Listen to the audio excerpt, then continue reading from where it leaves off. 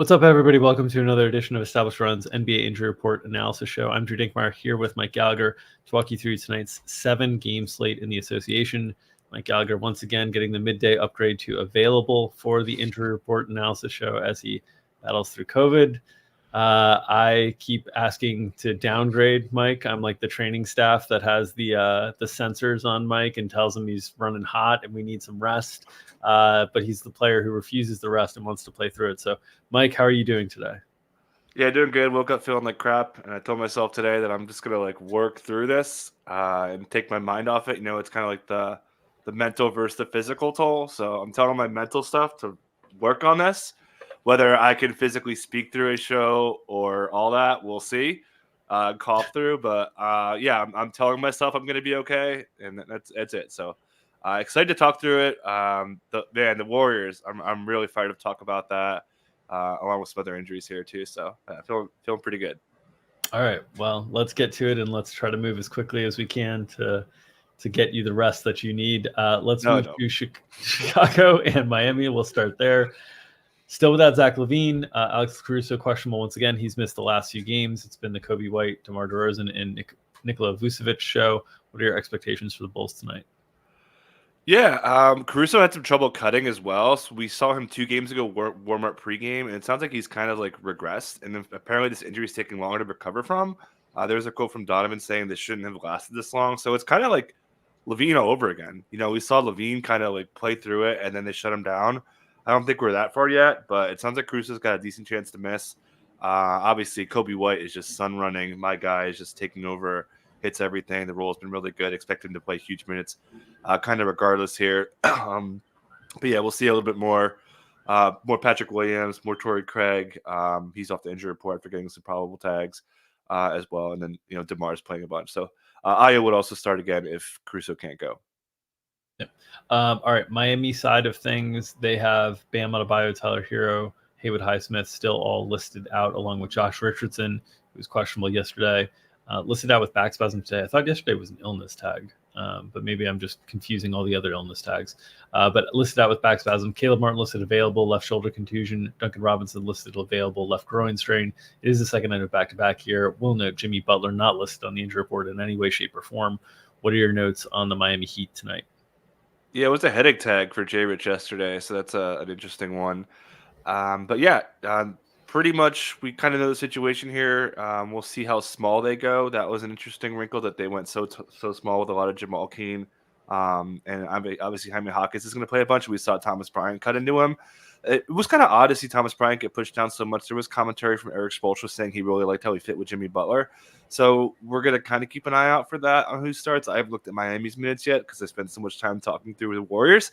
But yeah, I think that they would start the same way. Obviously, Caleb's going to start and have a huge minute ceiling. But yeah, kind of mostly a running back situation here with Jay Rich out again. Just to clarify, weird that Orlando Robinson got pushed down last game, or weird that Thomas Bryant had been pushed down games before? Both. Okay, you said okay, yeah. Okay. Yeah, it was weird. It was weird that Bryant got pushed down before the last game, and then it was weird that Robinson got pushed down last game.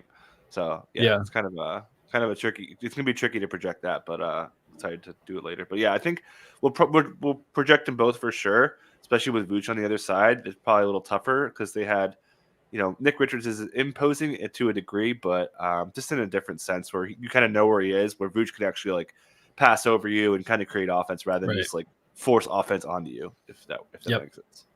Yeah. Also, the Hornets require more bulk defensive pieces because they have more guys who can kind of create their own shot with Miles Bridges and Terry Rozier and Gordon Hayward kind of all intertwined in the lineups, whereas the Bulls really it's just DeRozan and Kobe White at this point from a wing guard scoring perspective. So that might shift it so that they might not feel the need to have that other kind of perimeter defender out there with a Jamal Cain type role as well. But that's where the minutes are going to be shifting mid here. It's between Jamal Cain most likely and Thomas Bryant, Orlando Robinson. Is that your read on the situation? Mm-hmm.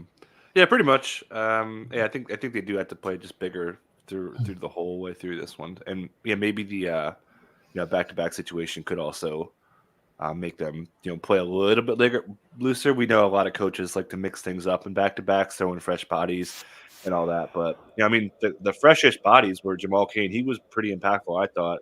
And then Jaime Hawkins is obviously going to be fresh with the rookie. So we may Yeah, see a little bit of somebody new, but I think they played pretty well in this game.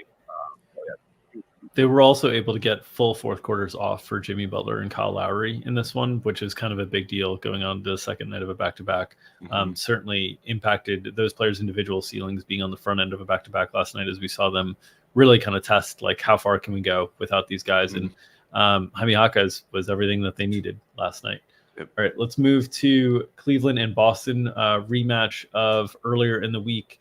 On the Cleveland side, Evan Mobley remains out due to left knee injury management. What are your notes on the Cleveland Cavaliers?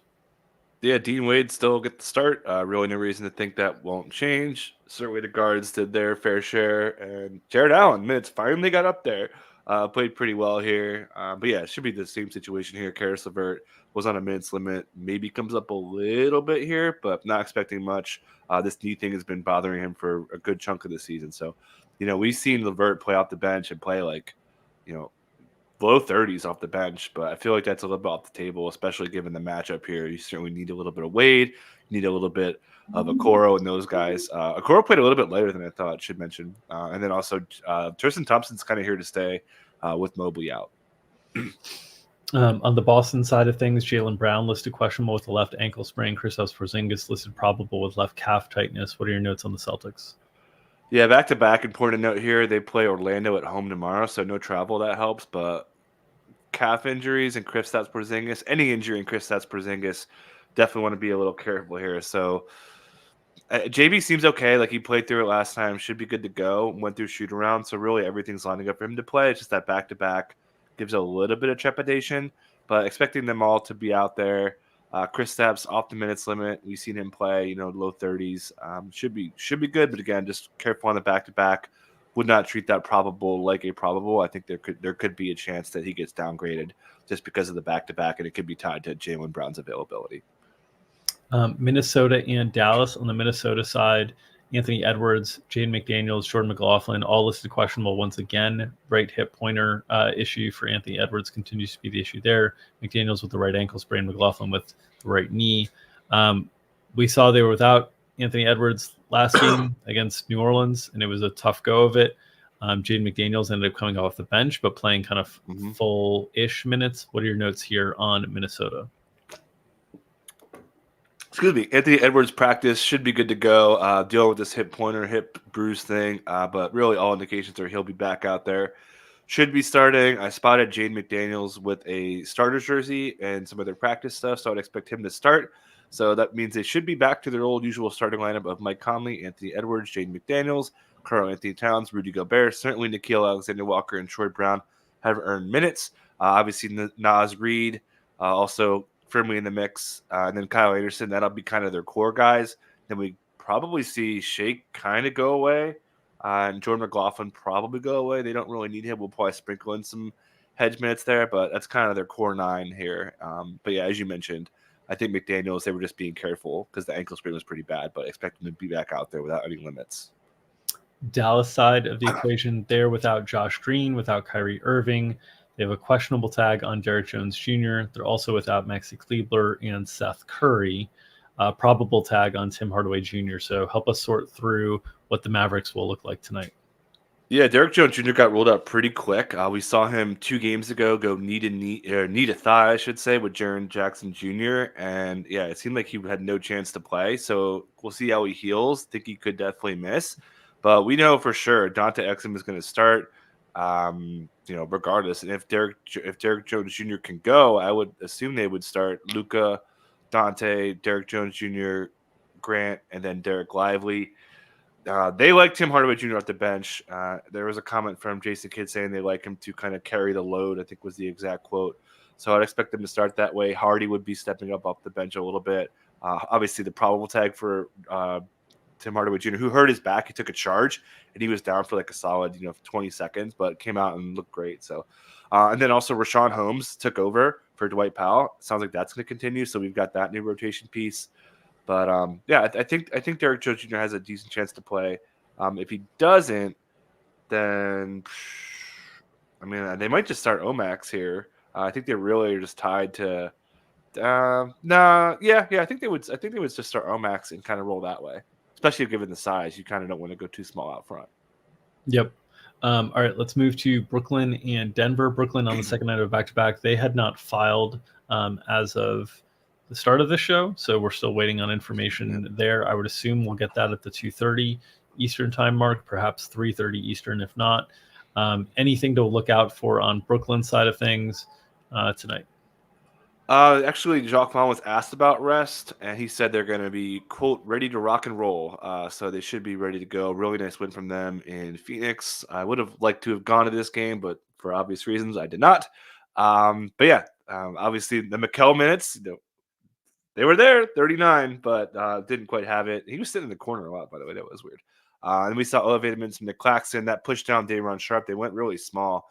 He said that they are going to have to play bigger today, certainly with a large MVP human on the other side. That makes sense. I would expect Day'Ron Sharpe's minutes to tick up. But yeah, I think that's pretty straightforward. But yeah, expecting everyone to be good to go, excluding obviously Dennis Smith Jr., Lonnie Walker, and the guys who are already out. On the Denver side of things, they'll be without Kentavious Caldwell-Pope. Jamal Murray listed probable here with the bilateral ankle sprains. Aaron Gordon listed probable with the right heel strain. What are your notes? We saw after KCP got injured and Jokic was ejected and Jamal Murray was out, they went to Julian Strawther in the second half. Strawther was not on pace to play very much in the first half of the game. It only played 5.5 minutes in the first half, and they kind of had to shake things up. What are your expectations tonight in the absence of Kentavious Caldwell-Pope? Yeah, KCP, we had an over on him. Takes a shot to the head from Vooch. Vicious shot. Surprised he even came back for a little bit, which Michael had mentioned there. So, yeah, we saw Julian Strawther and Peyton Watson, start next to each other. But whole different animal here, right? Like you're injecting Jamal Murray and Jokic in the starting lineup. You don't need any creation anymore. So I feel pretty strongly that the starting lineup is going to be Jamal, Christian Brown, Michael Porter Jr., Aaron Gordon, and Jokic. The bench will still include Julian Strawther, Peyton Watson, DeAndre Jordan for sure. And then I think they would probably still need to bring in Justin Holiday, and that would kind of cover it. So, yeah, I feel pretty good about that rotation. I'll be looking at those minutes kind of first thing after. But do you agree with me that you think Christian Brown kind of starts here? It seems kind of obvious to me. I think it makes more sense. But I also one more thing if I could add too. Michael Malone mentioned because they subbed in Christian Brown as a point guard, like substitution pattern wise. He said that wasn't his thing, which is he's clearly a two. So I don't know. Just all the evidence to me seems they start Christian Brown. I think it's Brown or Justin Holiday, most likely. Yeah, I think those are the two most likely candidates. Would not be surprised if it's Justin Holiday, and then they just kind of keep the second unit a little bit more together and more continuity there. I think just generally the way that Denver thinks about things is that when they have Jokic available on the floor, they don't need as much creation. They need guys who are just kind of going to be in the right spots and cut and do things like that, as opposed to the creation that Strawther, and to some extent Brown provides a little bit more creation. But when they get into the second unit, they feel like they need a little bit more creation kind of in that second unit. And that's why I would think that Reggie Jackson, Strawther, Braun might be a little bit more likely to be in that second unit. But we'll see. That would be my lean, is that it's Holiday or Christian Brown. Yeah, I would agree. I'd be pretty shocked if Strawther starts is kind of the headline, but I would just lean Brown for now. All right. Oklahoma City and the Kings on the OKC side. Nothing really to talk about here. Do you have any notes on OKC, or can we move quickly past them? Yeah, we can move past them. There's nothing really to add. All right. Let's move to Sacramento, where Trey Lyles is listed questionable with illness. They're still without Alex Len as well. Any notes on the Trey Lyles Q tag? No, not yet. We'll see. Definitely a chance he misses here. They would play Sasha Vezenkov. Would also help Chris Duarte probably get in the mix a little bit. Could push up the minutes. Certainly for Harrison Barnes, who was kind of getting cut down. Keegan Murray's minutes would be a little bit safer. Overall, they just got completely boat raced in this game.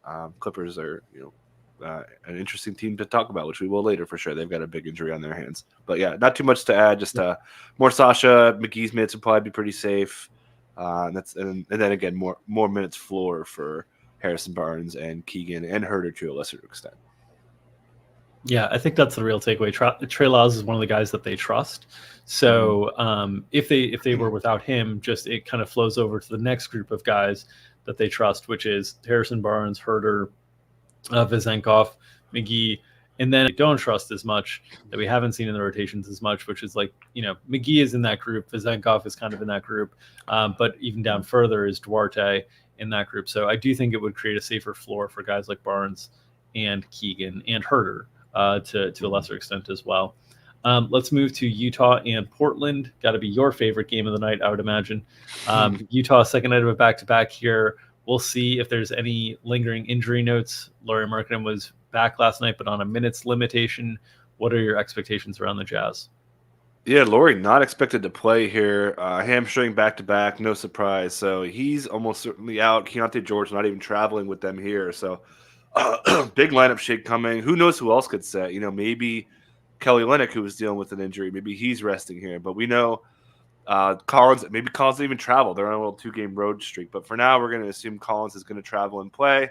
That will lead of a lineup of Colin Sexton, Ochai Agbaji, Simon Fontecchio, John Collins, and then I think Walker Kessler. It could be Kelly Olynyk again. Very unclear on how to read the situation. And then we know the bench unit will include Taylor Horton-Tucker will be the backup 1, Chris Dunn the backup 2. Taylor Hendricks would be the kind of 3-4. And then we'll see if they play Yurt 7 or Kelly Olynyk as a 4. That's kind of the unclear part. We don't really know how the 4-5 situation is going to work. Again, that's really tied to John Collins here. But, yeah, Colin Sexton should have a really big role. Shout out to you. You had a really sharp bet to bet his over assist in the second half on Colin Sexton. Big handling role from him. But, yeah, they're going to miss Keontae George for at least 2 games. Yep. Portland side of things, a lot of Q tags here. Malcolm Brogdon questionable, DeAndre Ayton questionable. The G Leaguers listed questionable here as well. They're still without Jeremy Grant, who's still in concussion protocol. Pretty concerning on Jeremy Grant. This has been over a week now in concussion protocol. What are your notes on the Blazers tonight? Yeah, it sounds like they're going to have Ayton and Brogdon back. Billups said that they're both pretty close here. So, yeah, I think they're going to both be back. Not confident there. I mentioned on the last time that they were, quote, day-to-day, and I felt like they needed one more game. So, yeah, we're leaning in here. But, yeah, I think that obviously – I think Brogdon's coming off the bench. I just think that they want to play bigger. They don't want to take anything away from Anthony Simons. There was a lot of commentary from Chauncey Billups saying they want him to develop as a point guard and read defenses and grow in that way. They're really shifting him from a 2 to a 1. So I think it's Ants, my guy's show. So I think he's going to start. Shaden's going to start. Matisse Thybulle, Tumani Kamara, and then Ayton would start if he's available. And then off the bench, they would have Scoot, Brogdon, Jabari, and then Duop Reith would be their main guys. We'll see if they bring in Chris Murray or anybody else. But, yeah, I think that they've got a pretty good chance to return here. Yeah, I'm very interested to see how this rotation shakes out when everybody's healthy. We just haven't seen it this year. Ant got hurt kind of immediately. Then Brogdon was hurt. Now Jeremy Grant's hurt. But the Ants, Brogdon, Sharp, Scoot Henderson kind of minutes and how everything shakes out from a playing time perspective is really interesting to me. It's also interesting to me to see what they do with like Brogdon at the deadline, because the most obvious suitor in the LA Clippers was kind of filled there in terms of that potential match. So looking through the standings now to just see where Brogdon could potentially end up, and it's a little bit harder to find a clear-cut suitor. So I'm interested to see. Could be a spot where Miami ends up getting something like pretty affordable done on that side of things.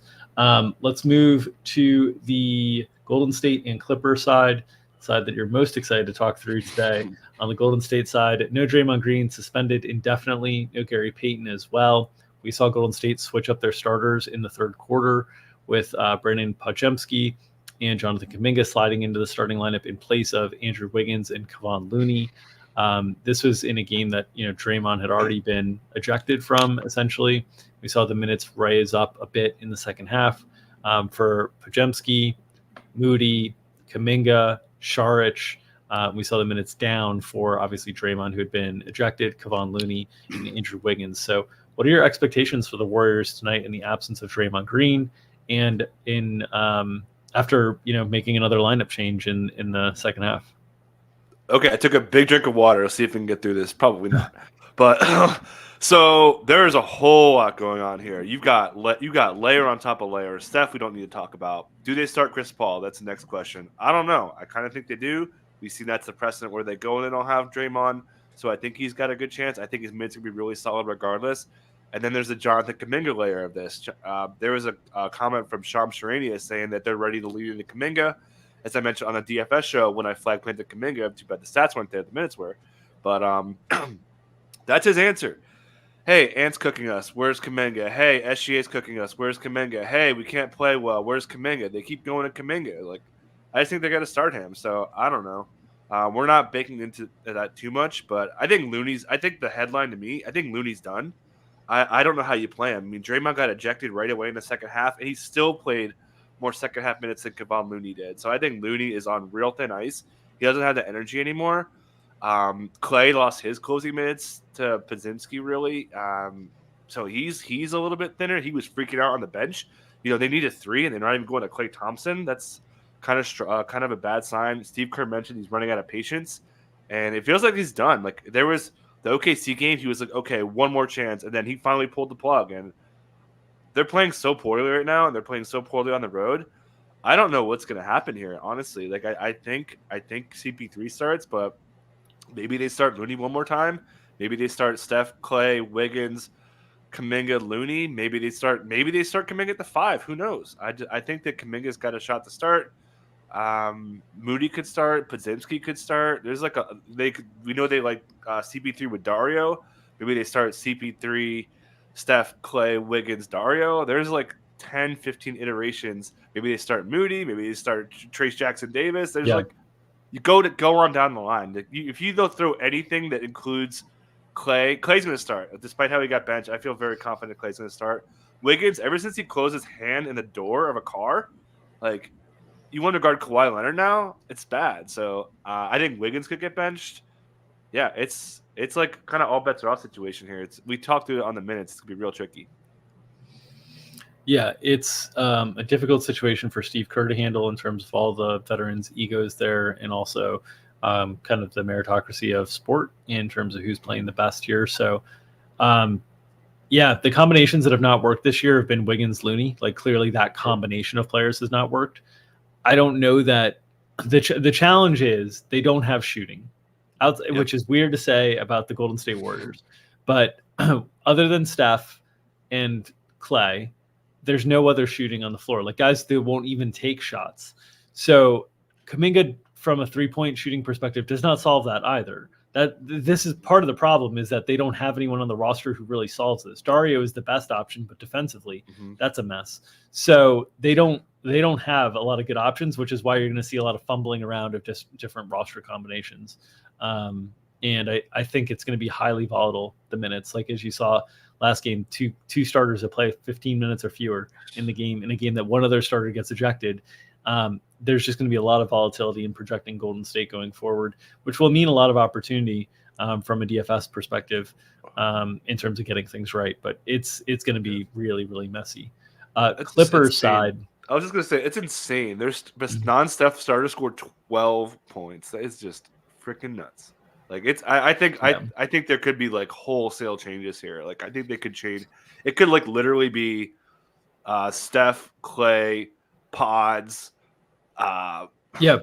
Trace Jackson Davis, and Kuminga. Like, I have no idea. Like, it's going to be crazy though. I'm really excited for that. I think Pod's the least, just because he has some ball handling components you might want, ball handling and shooting that you might want kind of attached to the second unit a little bit more. Yep.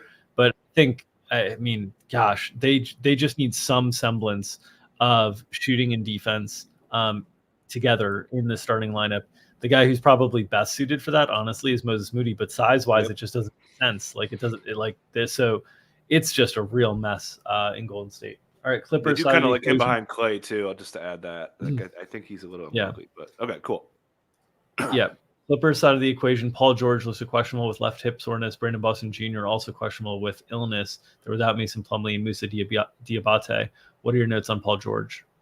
Yeah, Ty Lue said it is what it is. We play this guy's a lot of minutes, and what happens when you do that? You get injuries, and they run into a Paul George hip soreness thing. Doesn't sound bad. Obviously, getting the Q tag is a good sign for sure, but could see him missing this one. Not a back-to-back. But yeah, I think he's going to be game time, but we never really know. Never got an update from Ty Lue. Not unusual. They did start Norm Powell, which is going to be the case if they don't have him today. Norm's minutes would be really, really strong against a team that's really, really struggling there. So if he's in, Paul George would obviously start. If not, Norm would be in there with Harden, Van, Kawhi, Zubats. That would probably bring Bones Highland back in the mix to add a little secondary creation off the bench. Kobe Brown's minutes would go up. And then it also helped Zubats a little bit. They'd be less inclined to play small, even though it's against the Warriors and Steph, which we know they like to play small against. But yeah, it kind of would be. But again, Norm's going to benefit a bunch, but then the rest of the guys also benefit. More handling for Harden, more handling for Kawhi, and Westbrook would get a little bit more overlap, so he would help as well. All right. That'll do it for this edition of Established Run's NBA Injury Report Analysis Show. As always, if you're enjoying the content that we're putting out for free on this channel, please consider subscribing to this YouTube channel, get notifications whenever we go live, and of course, support our mission for 5,000 YouTube subscribers by the end of the NBA calendar season. So make sure to check us out there. If you're interested in any of our content behind the paywall, you can check out establishedrun.com/subscribe-NBA for more information there as well. And as always, the best way to support the content that we're doing here is to smash that like button. It feeds the algorithm, which helps feed our families and allows us to feed you the NBA injury information analysis you need each and every day to set your DFS lineups, your season-long lineups, and make your spread bets and prop bets. So make sure to smash that like button, help feed the algorithm. It helps feed us. Nom, nom, nom, nom, nom. We'll see